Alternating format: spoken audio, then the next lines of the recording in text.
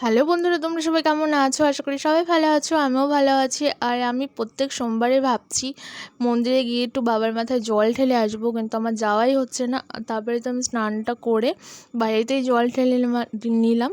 আর তোমরা কে কে জল ঢেলেছো বাবার মাথায় অবশ্যই কমেন্টে জানাবে। আমি তো তারপরে সানস্ক্রিন মেখে নিলাম, আর যে গরম পড়েছিল আজকে। তারপরে মা আমাকে বলছিল, মা আবার কি করেছে, ছোবাগুলো কেটে বাড়িতেই রোদে দিয়েছিল। বাড়িতে না প্রচুর রোদ পড়ে, তার জন্য মা বাড়িতেই রোদে দিয়েছিল। মা আমাকে বলেছিল একটু ছোবাগুলো ঢুকিয়ে রাখ প্লাস্টিকে, তাই আমি করছিলাম। আর প্রত্যেক দিন মা সন্ধ্যাবেলায় ধূপ ধরায়, তার জন্য কেটে রাখছিল ছোবাগুলো। আর কাকুমনি এদিকে ডাল বাড়ছিল, মা এদিকে রান্না করছিল চাল কুমড়ো ঘন্ট, বড়া ভাজছিল, ডালের বড়া করে তরকারি করবে, তার জন্য বড়া ভেজে নিচ্ছিল মা।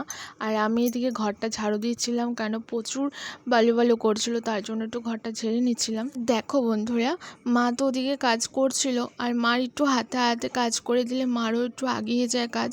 তার কারণের জন্য আমিও মার হাতে হাতে একটু কাজ করছি। মা ওদিকে রান্না করছে, আমি এদিকে জামা কাপড় ভাঁজ করছিলাম, ঝাড় দিচ্ছিলাম। অনেকটাই মার এগিয়ে যায়।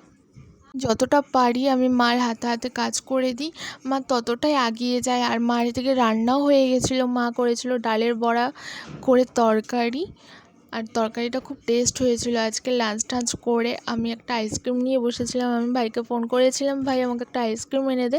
ভাই আমাকে একটা আইসক্রিম এনে দিয়েছিল। আমি আর আমার ছোটো ভাই আইসক্রিমটা খেয়ে নিলাম।